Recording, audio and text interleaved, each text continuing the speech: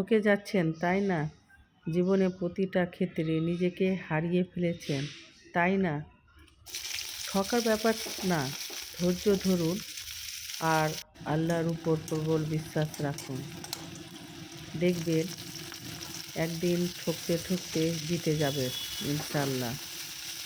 আজকে আমি ইফতারের জন্য ছোলা ভুনা করছি, তার জন্য পেঁয়াজ ভাজা অবস্থায়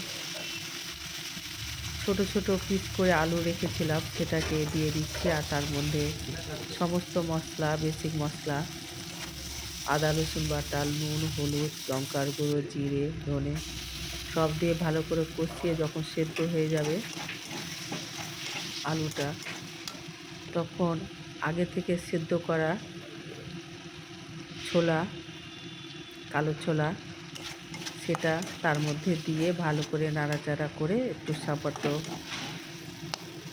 জল দিয়ে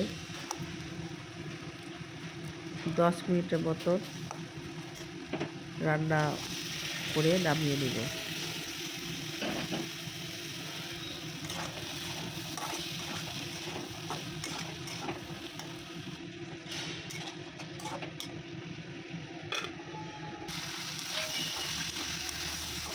এই একটা কি সুন্দর গন্ধ বেরিয়েছে, খুব সুন্দর হয়েছে আমার।